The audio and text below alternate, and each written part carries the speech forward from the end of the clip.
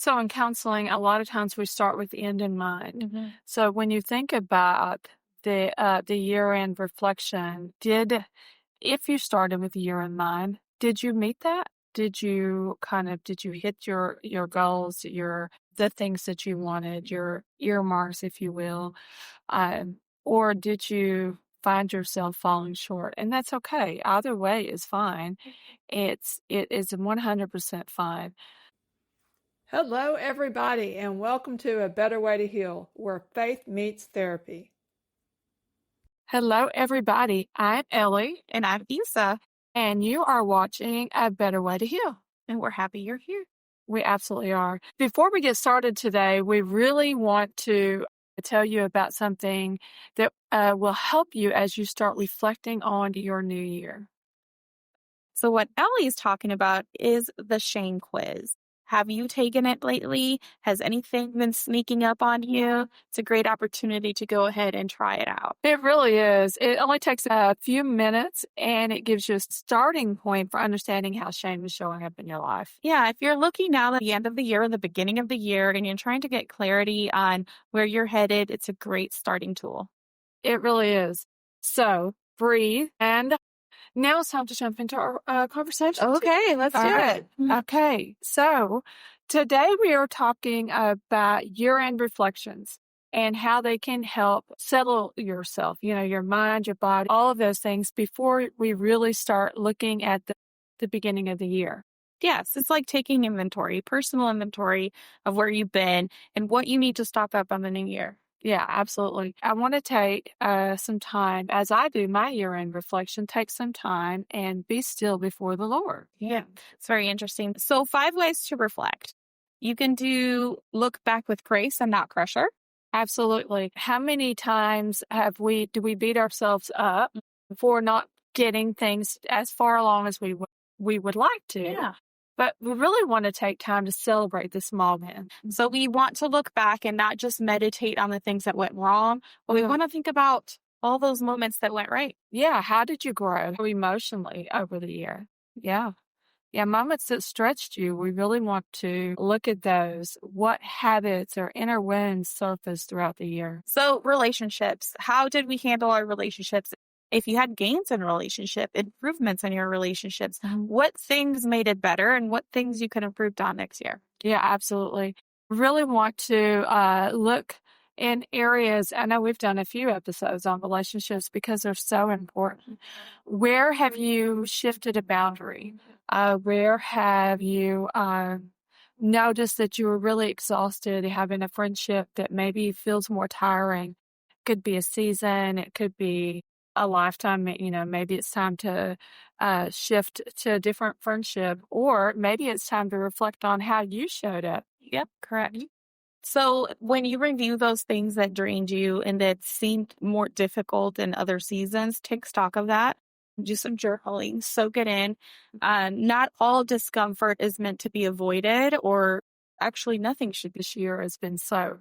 And it's really leaning into moments where I'm able to really surrender myself and be open to God's plan, because sometimes I really want to fight it. Yeah.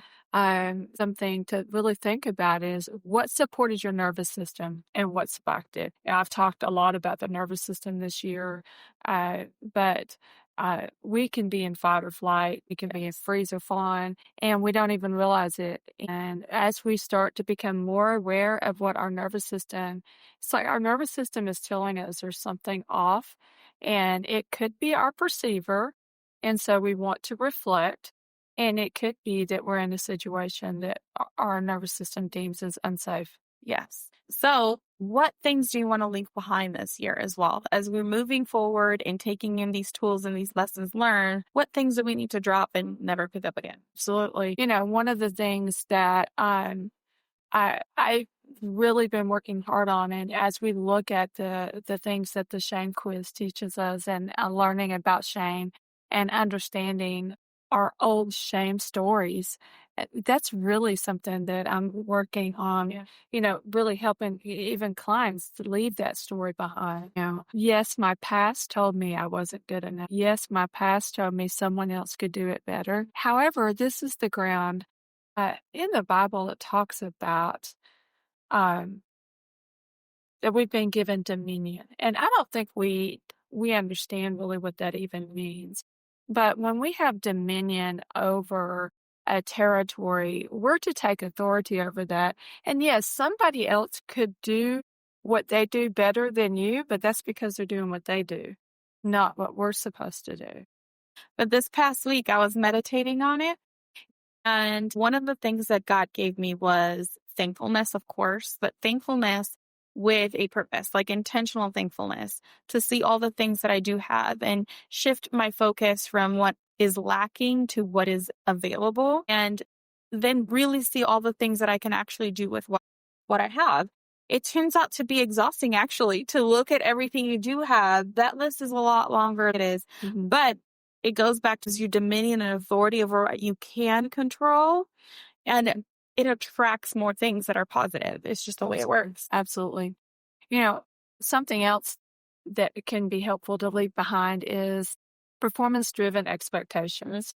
Okay, performance-driven expectations is another one of those things that we can really work on leaving behind. And we can leave it behind because performance-driven expectations, I think about that as performance-driven self-esteem. I'm only good if I work hard enough. We can never be good enough because there'll always be something better that we can do. As a 1 on the Enneagram, I make things better. And I have a hard time starting it, but once it's done, I can make it better. And then I can make it even better. And then I can make it even better. The problem is that there's always something else I could do to make it better. It's that perfectionism. Yeah. And I think if you start from a place of identity, my identity is rooted in Christ. And even though grace isn't permission to be sloppy and not do my best, right, in life, it doesn't mean that. It just means that if I'm not there, I'm not perfect, it doesn't mean I have to quit or stop. There's always something to build on. And it's not a deficiency in me that there's always something to build on. It's designed so that I could be dependent on the one who created me, and that I can continue to grow and improve and go from glory to glory. Yeah. There's a saying I like to say, but done is better than perfect. That way you can rest, because we don't rest well enough, especially Americans. We are constantly doing people. Yes, and then that comes to overcommitting and trying to people please and hustling and grinding and considering not being in perpetual laziness, which is not true. But I also wanted to add, we do this, but we also tend to put that pressure on other people. I always like to see it from not only admitting, but am I pressuring other people? Am I able to hear a no and not be offended? Am I able to let my friend say, today I actually need to rest and not take it personal?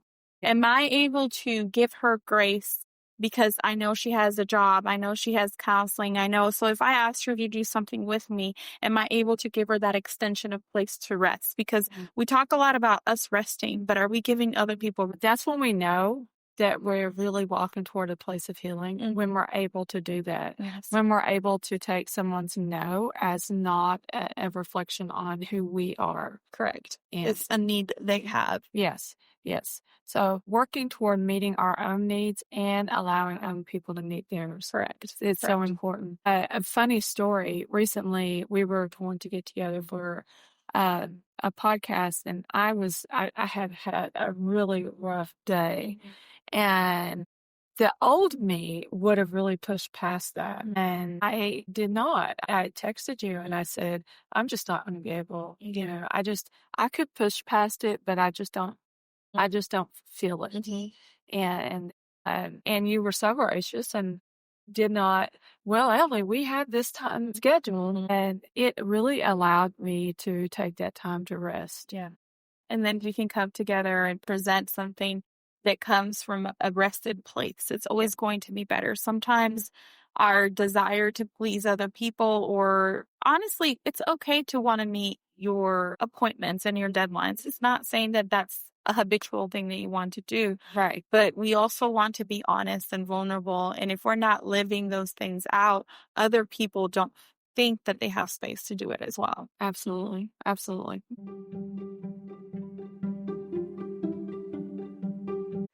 Hey friends, pause. We wanted to remind you about a couple of resources that might support you while you're working through today's episode. Yes, some of these conversations can get very heavy. And if you want to take stock of what we're speaking and how it's affecting you, feel free to take the shame quiz on Elly's website. And if you're wanting tools to move forward, especially as you think about the new year, grab the A Better Way guide. It walks you through the Better Framework step by step. Both are free, simple to read through and follow up, and a great foundation for wherever you are right now. All right, back to the episode.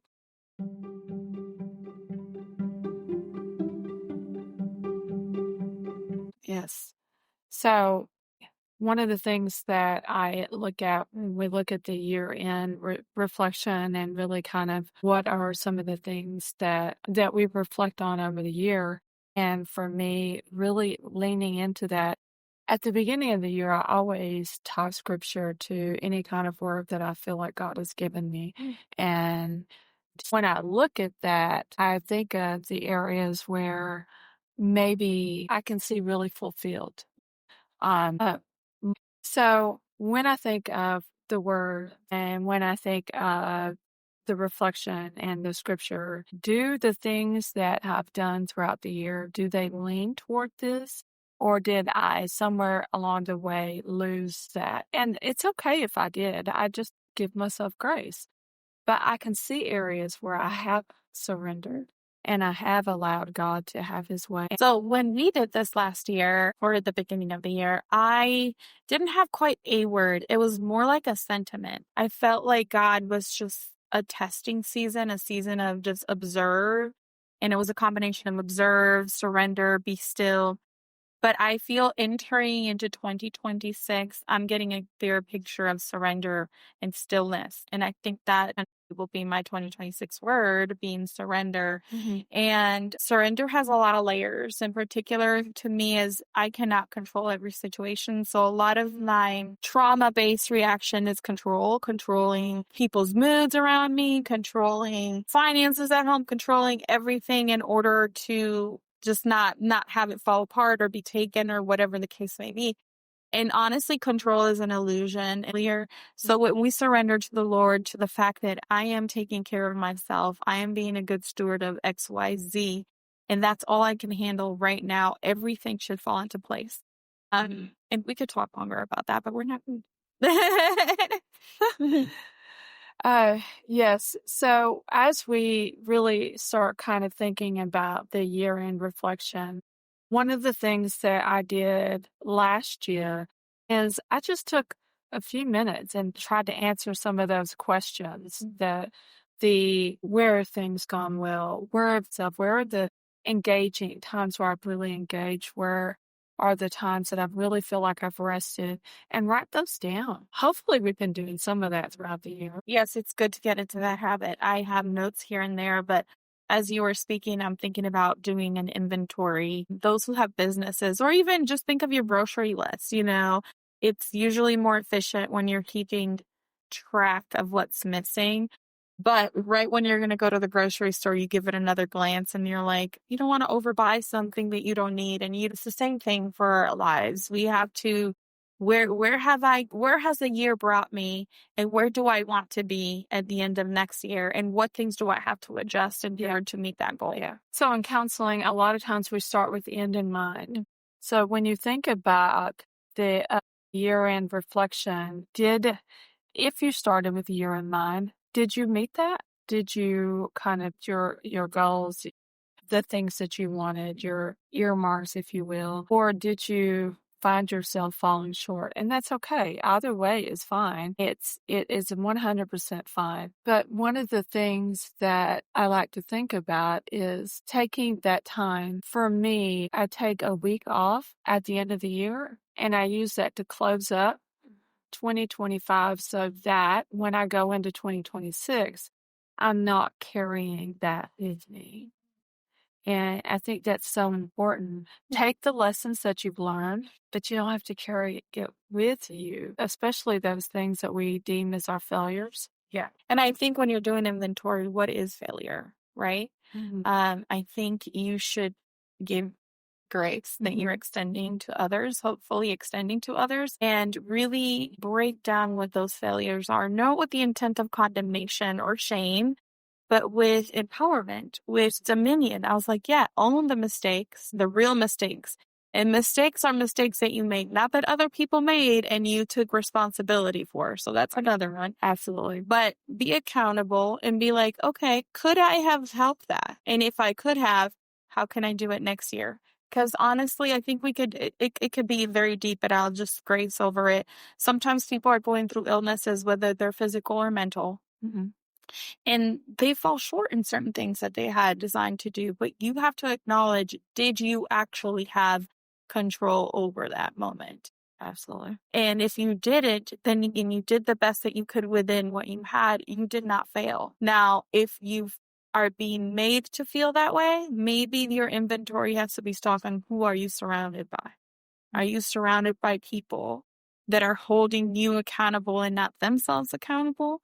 Or are you surrounded by people that can support where you are in the season that you're in? Absolutely. Absolutely. So it's so important, the people that we have around us, the community.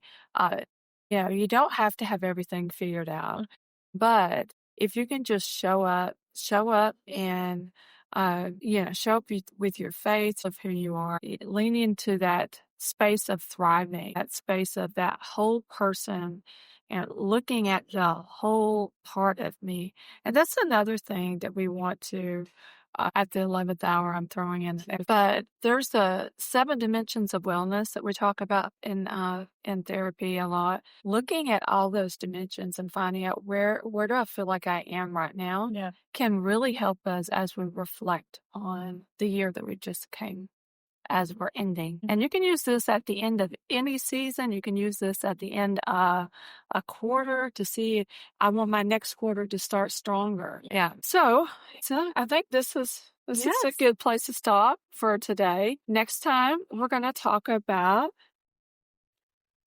vision casting. I'm so sorry. I was like, I had it at the tip of my tongue, but vision, I was just really taking inventory and stuff of the episode that I totally forgot that I had to cast into the future. All right, friends. Thank you for hanging out with us today.